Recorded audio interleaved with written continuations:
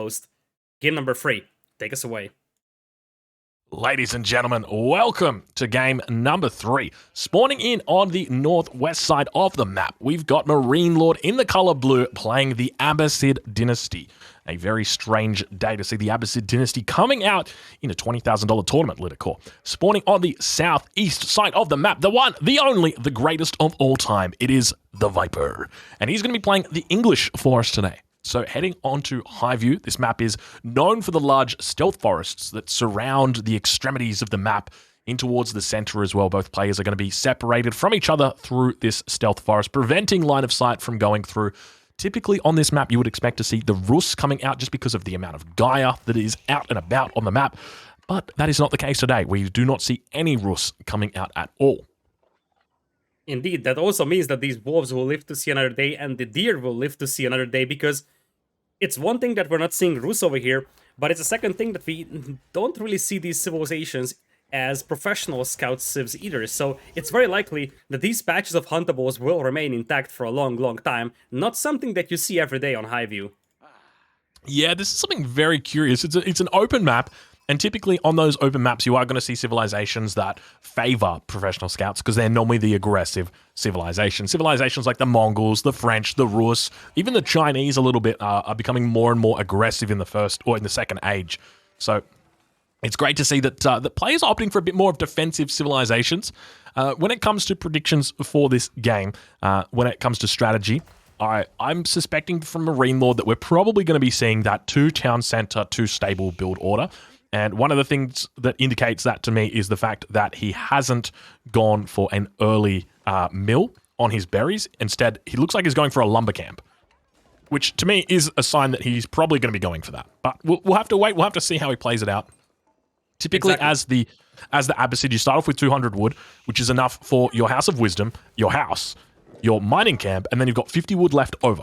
And then with that, you can either go for the berries, which is a faster gather rate for the Abbasid, or you can go for the lumber camp, which isn't as, obviously, if you're on sheep, then it's not going to be as fast as the berries, but it is going to give you a little bit more efficiency when it comes to going for that build order where you're relying on collecting a fair bit of lumber.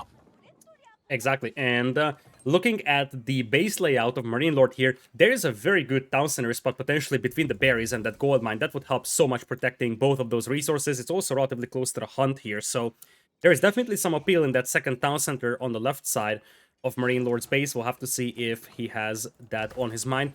So far, he's not mining stone, and his stone mines are quite open, though. And against English that have a fast feudal age, and that can get some army on the battlefield quite easily, you gotta start collecting that stone quite early, because if you are not in the possession of the stone you need for that second town center, by the time those first longbows get in, then you're basically screwed. Yeah, that's a really, really good point. You sort of need to have that up. There's definitely a time frame for it. And if you want to do it, you can definitely achieve it. But judging by how MarineLorD's doing at the moment, doesn't really look like he's going to be going for 2 TCs, at least at this stage. Hasn't thought about it. You can see he's actually just cashed in the last of his gold now. So he's got the 139 gold in the bank. That's going to be enough to get him fresh foodstuffs, which is exactly what he wants. But behind this, it looks like he is just collecting wood. He's got the 16 villagers out at the moment, 6 on food, 10 on wood. So could just be going for a single TC double stable build, or maybe even just go for a triple archery range. We've seen players like Hut do the triple range opening quite effectively against the English. So he could be looking to do something like that as well. But let's take a look over at Viper's side. I'm curious to see exactly what he's up to. Well, being English, he's just doing the standard English things here, but also opening with a barracks. So, as you said, the Abbasid Dynasty can do a double stable horseman build here quite effectively, and Viper knows that as well. So he's going to open with a barracks, but as you said again, because the Abbasids can do triple range play, that could be a pretty nice counter to archers and spearmen, because if you can outnumber your opponent with archers, you can beat those longbows quite easily. One underappreciated fact is that the longbows move slower than the archers do, so the archers can actually catch them and pursue them if they have the numbers advantage. Feudal Age is in for MarineLorD, and he's very heavy on the lumberjacking department, so we'll have to see what he has on his mind. He isn't mining stone, and Viper knows that, and indeed it is going to be a combination. of stable he's going and for range. the double. This is strange. I didn't expect this. I thought it would have been one way or the other, but to go for both of these, yeah, very, very curious. Yeah, look, typically the Abbasid dynasty, their primary win condition is to sort of out-eco the opponent. And so the fact that he's only sitting on the 1 TC at the moment doesn't really have that win condition open to him. So, yeah, it's one of those things where you got to wonder exactly how he's going to play it heading into this this sort of early game period. But I definitely didn't see this coming. 1 stable, 1 archery range opening.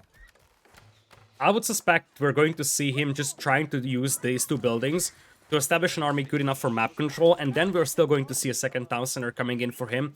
Simply because, as you said, their win condition is that they need to build up their economy. They don't have anything spectacular going for them in feudal age right now, so they really need to carve out an eco, especially against the English that will have a second town center once they get up to Castle Age if they decide to go for the King's Palace as their landmark. Yeah, Viper making a little bit of a mistake here. Probably going to be losing this scout. Scout does unfortunately go down, getting in a little bit too close to that town center. Villagers getting popped inside. MarineLorD not skipping a beat at all and popping them in and taking out that scout. So very well played there from MarineLorD. But now Viper looking to put on the hurt towards the south of MarineLorD's base. And if you look at MarineLorD's town center, food is running short underneath that town center, so he's going to need a different source of food right now.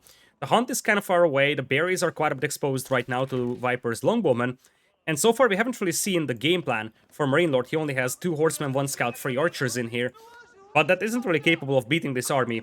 Right now, another horseman pops out for MarineLorD. Only 2 ranged armor for the time being. He doesn't have a blacksmith to get the defense upgrade just yet. Yeah, I'm not really liking this from MarineLorD. I feel like there's really not a lot going for him. When it comes to the English, I mean, what is the English win condition in this situation?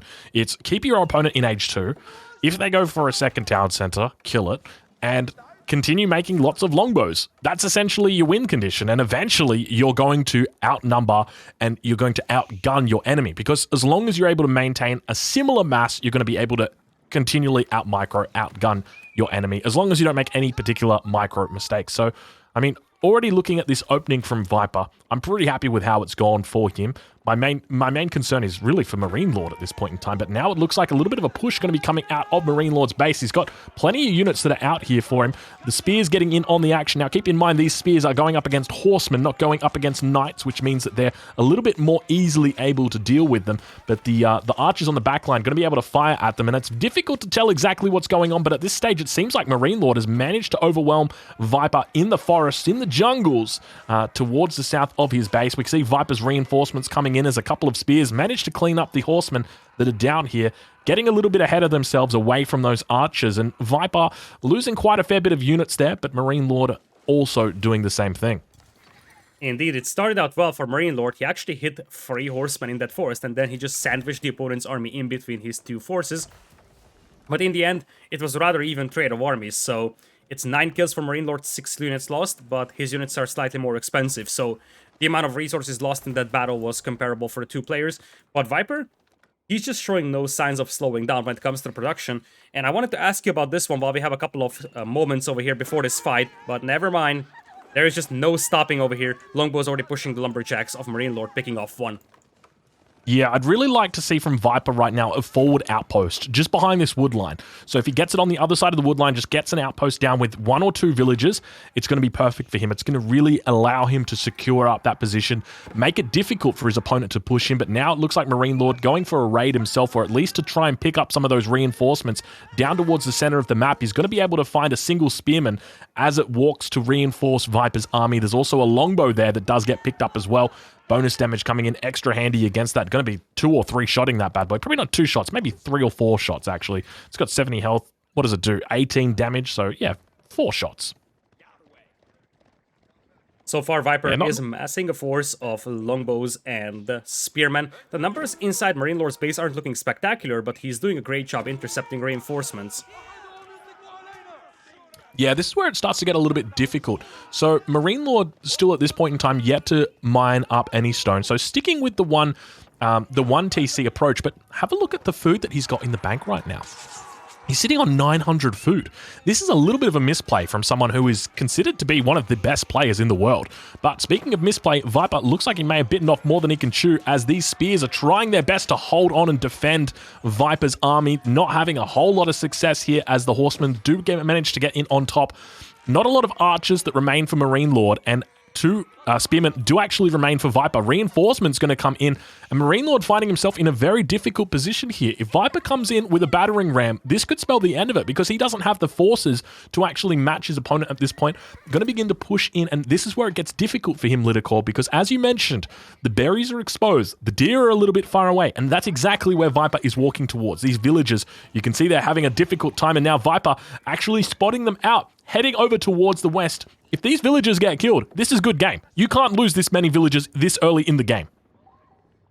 Yes, but there is no scout there for Viper. He's looking for them. Oh my but without God. the scout, there is just no line of sight out there. The villagers are hiding in plain sight.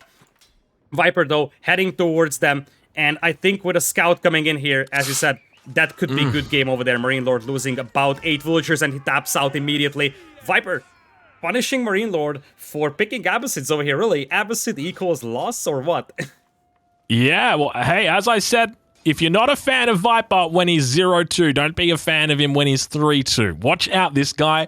He is the greatest of all time for a reason. A very nice play there on that map. I didn't expect to see him bringing out the English on Highview in that way. It was great to see that early aggression coming out, and the fact that MarineLorD really wasn't able to stick it to him.